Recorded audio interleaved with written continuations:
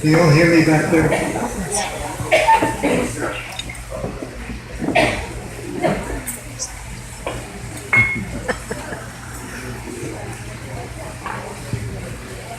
I can't tell you how much it means to me, that you're all here. I feel a very fortunate human being indeed. I want to express my appreciation for people near and far, and Nona and her family. I really appreciate you coming all this way. And Eric, I love you guys. You're a beautiful family, and it's really good to have you with us. And all the other folks here. I'm very blessed with Rachel and my grandchildren, and Jacob. That was awesome. I really appreciate that. I want to take you kind of on a journey that I've been thinking about, what this means to me. And Alona has a hook, and if I speak too long, she just kick me off the stage. So I promise under an hour. I was just getting my watch out. I want to start off by saying that, Alona's had a series of injuries, but there's always a silver lining. For one thing, I've learned how to cook. So. Our order is. I mean, that means opening up a can of soup and heating up something from the freezer, but still pretty good. But really, what it's shown me is all the love that the community's had for us. A day doesn't go by that we don't get a number of phone calls, offers to make dinner and come over and do stuff like that. And to me, that's a very precious thing. I have a photograph in my mind that was taken many years ago of two young children, my son Jeff and his friend, going to kindergarten the first day. And as they were leaving, they were holding hands really tightly and looking back furtively, like, what's the future going to bring? They're really scared.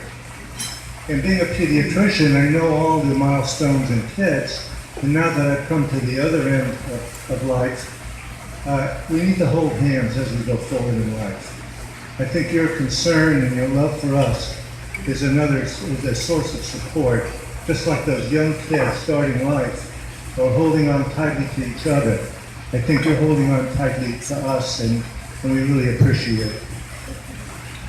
I hope you'll indulge me in talking about some of the milestones in my journey to the age of 80. And I want to talk a little bit about my family and what gifts they've given me in life that's made the man that I am today. I didn't know my biological father very well. I never saw him after I was 8 years of age. My mother divorced him.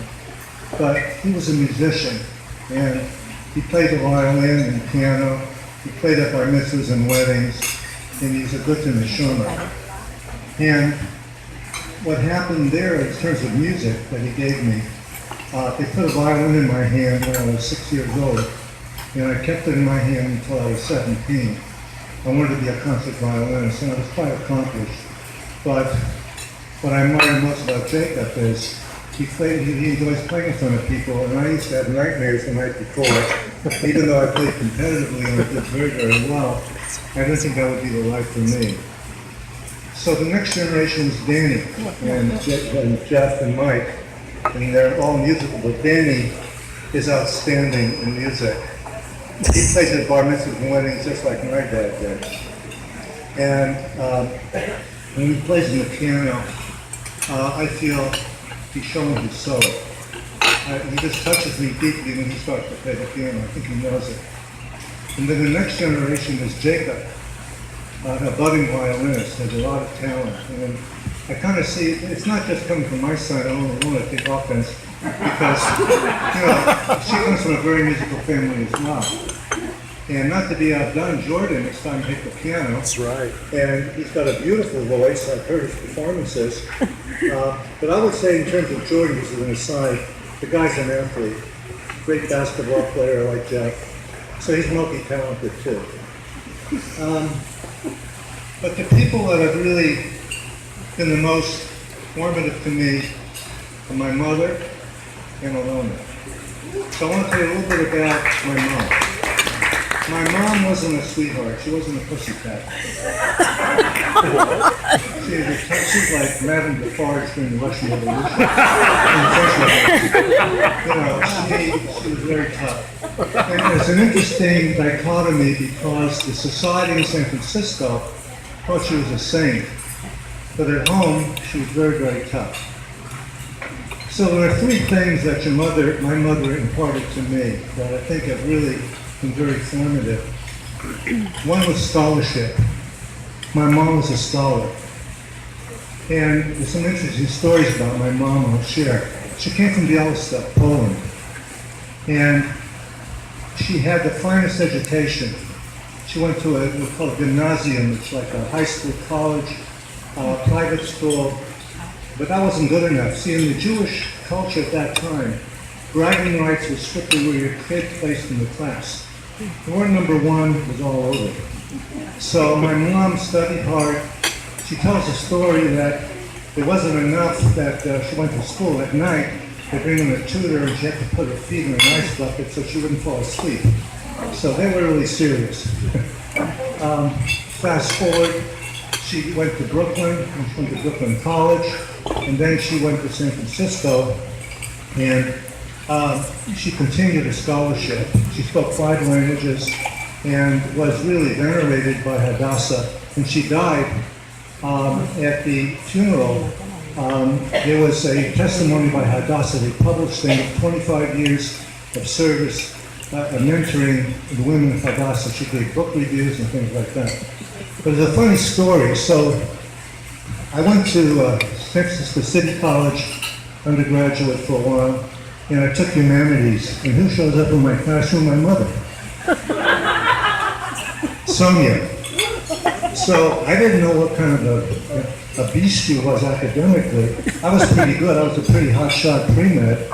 And so the professor would pose a question about Greek antiquities.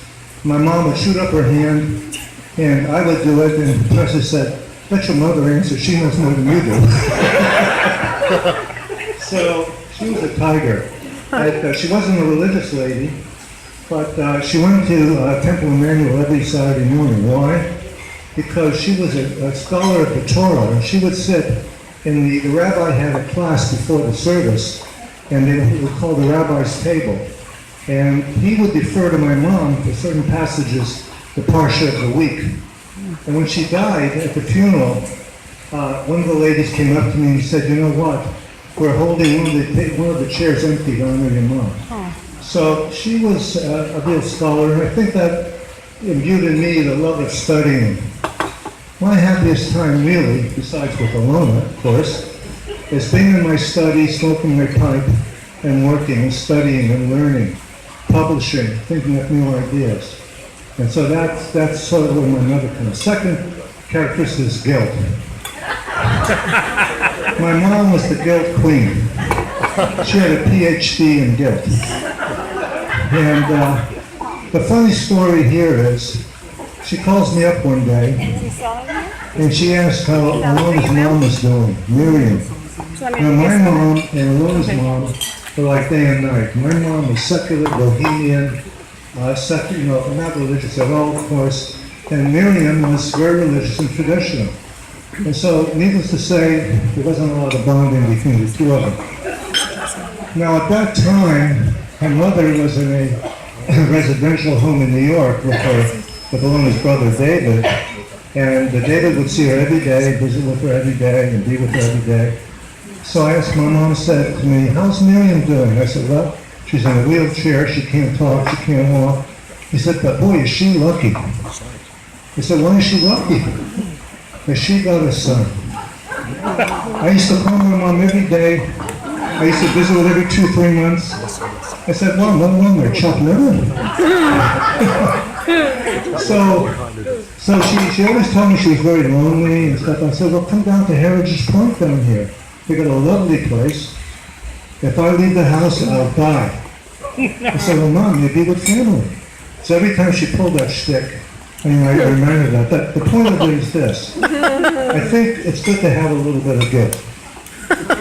So it's good to have a little bit of guilt. Because why? Because you want to do the right thing. There's certain things you can't go back on. if somebody has an occasion or a need, if you're able to fill that need, you may not get another chance. And I would feel very guilty if I missed an opportunity. So I think to have too much guilt is not good, but to have some guilt is fine. And the final thing I'll say is purpose. Purpose in life. Now, what a story about that. I call my mom every day, and we have the same script. It was every day, it was the same script. Mom, how you doing? I'm depressed. Mom, why are you depressed? Because I have no purpose. I said, Mom, you're 101. I just some little flowers. Stand away. You know, the minute that it's a term of endearment. She said, if you don't have a purpose, it's time to go. So I thought it was kind of funny, but you know, I kind of operated under the same premise. I want to have a purpose in life. I need to have a purpose in life. It's not an optional thing. You know, at this point, I want to say thanks to CHOP, the Children's Hospital. You know, I came to CHOP, Children's Hospital, in 1971. I was recruited by UCI to run their allergy and immunology program, and part of that was CHOP. So I've been at CHOP almost 50 years. And as time has gone on, I've been closer and closer to CHOP. So CHOP has given me the opportunity to feel that I have a purpose in life, that I can teach, I can do research, and more importantly, I can deliver care to the community of kids that wouldn't be getting this kind of care otherwise. So I want to thank Maria Mignon. She was one of my students, I think. All my students turned out to be superstars. She became medical director at CHOP and has done a great job and had a wonderful collaboration over the years. So thank you, thank CHOP for making it happen.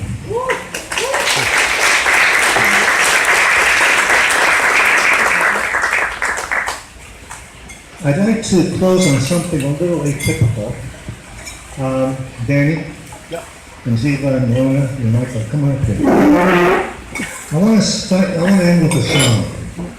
Now this song is called Shalom Aleichem. Now let everybody stand. And put your arm around the next person, if you can. Now this song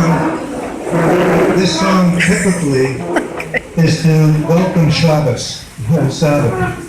But it really means peace unto thee. And I like to end on that note because it's one of the songs I really love.